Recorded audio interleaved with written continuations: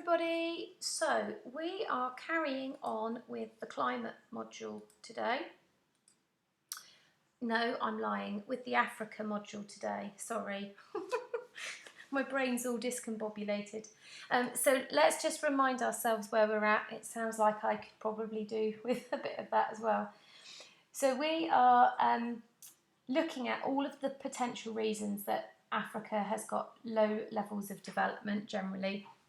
And we're working through the framework on page 12 of your module, and the focus to begin with is physical geography. So what elements of physical geography could be holding sub-Saharan Africa back? We have already talked about resources, so we've done that, and we move on to the potential impact of climate, which is the second box in that column on page 12. The actual part of the module booklet that you want to look at though for this video is pages 19, 20 and 21. Okay, so if you could turn there, that'd be brilliant.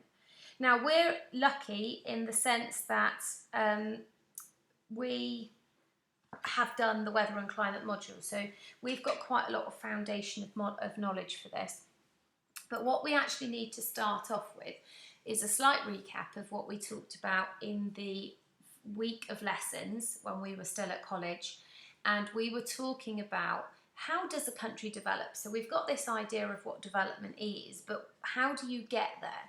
And the basic principle is that a successful primary sector is where most countries will get their economic development from. So you are really good at farming or fishing or something like that, and that's where you get your surplus income from, which drives the whole development process.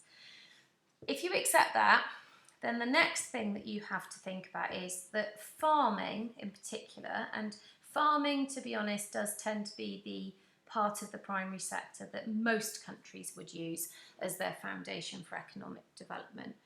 Farming is massively linked with weather and climate. Okay, so successful farming needs a temperate climate where things are pretty predictable, not very extreme, that sort of thing.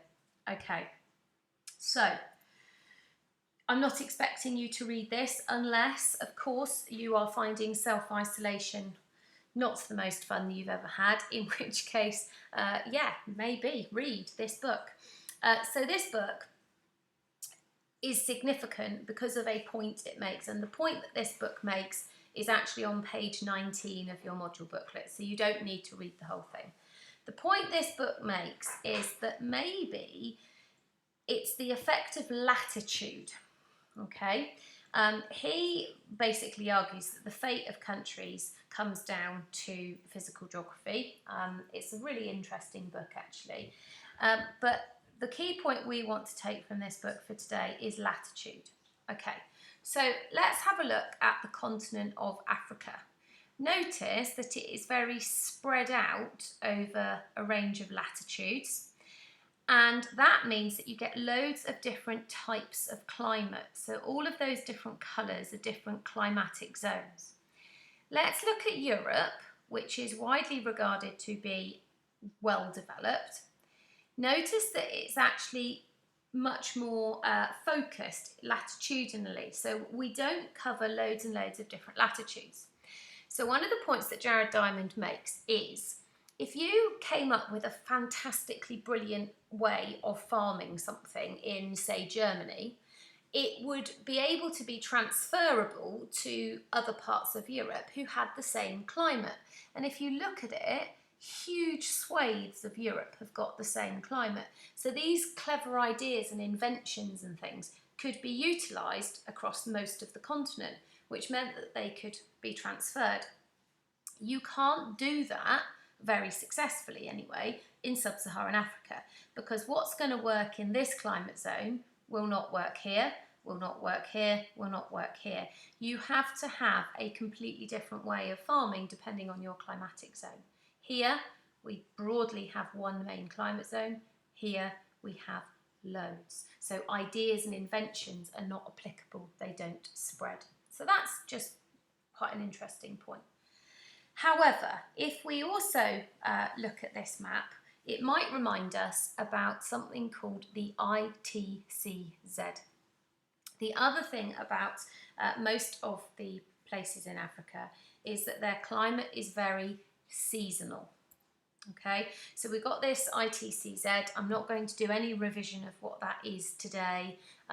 If you want me to do that another time, I can. But we've got this band of low pressure where the two Hadley cells meet, called the ITCZ. Low pressure means rain, it means cloud, it means wind. And let's be honest, rain is rather essential for agriculture. As this moves, you get the rainy season, yeah? And that means that you get rain for part of the year. Sorry, I'll come back to them, but not for the whole year.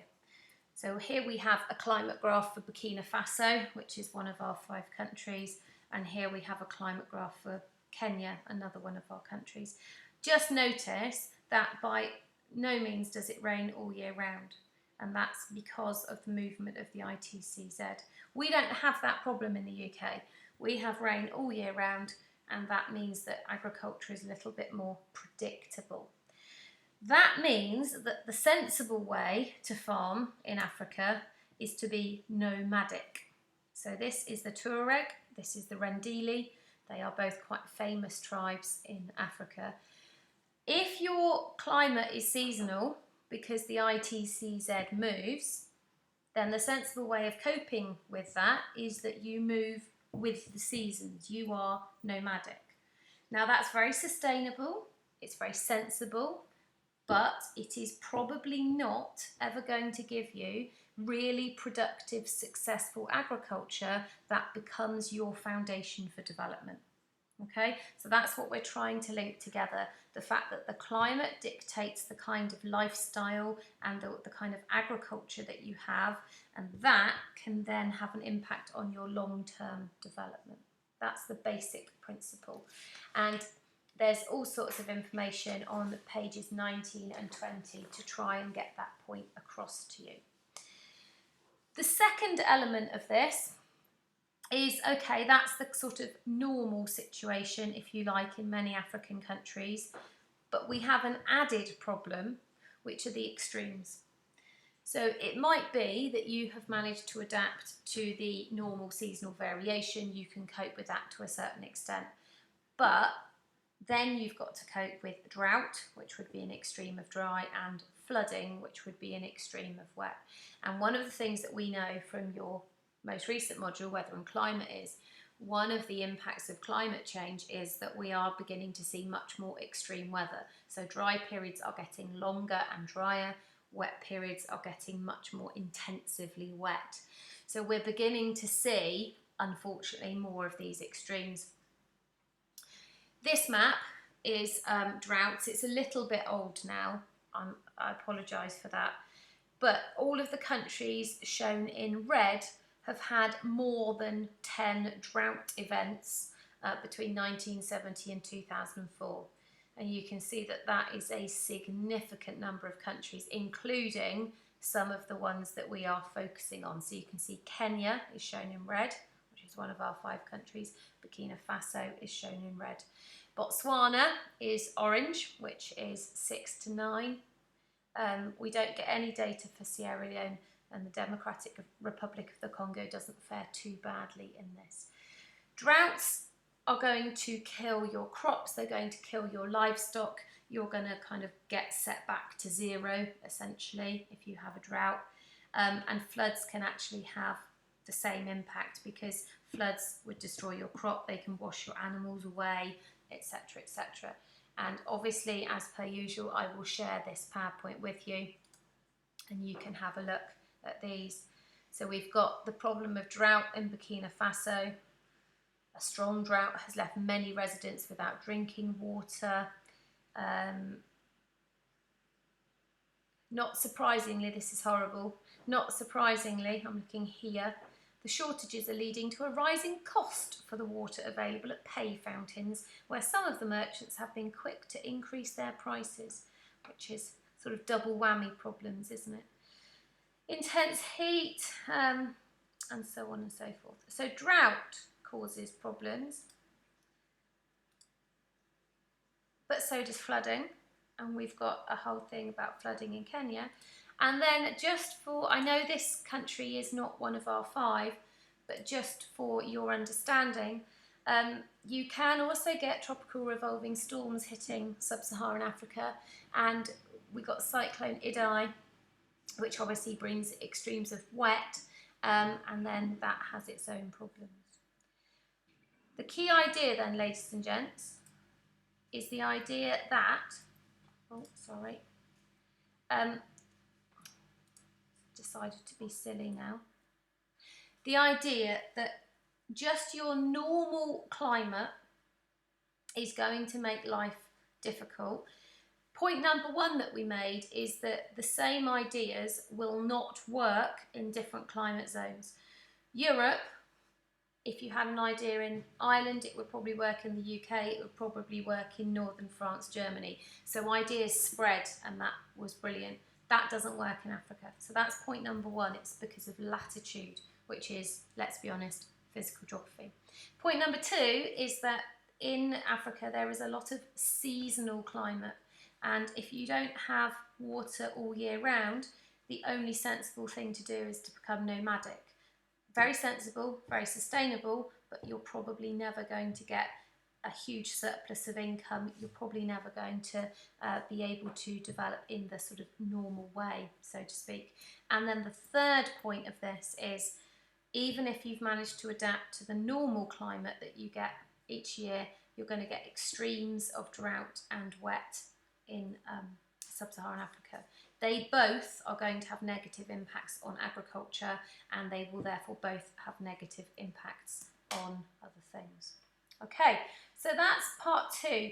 Not a huge amount of extra work for us to do with regard to this, because you've done the weather and climate module.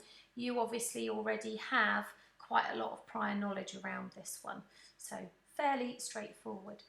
Next video, we'll look at the last bits of physical geography, which are soil relief, being landlocked, that kind of thing. All right. As ever, keep in contact with me by email if you've got questions or whatever. And hopefully we are waiting on news from the exam board about all of the questions that you have. I'm waiting just as much as you are, I promise you that. But just email me if you need to.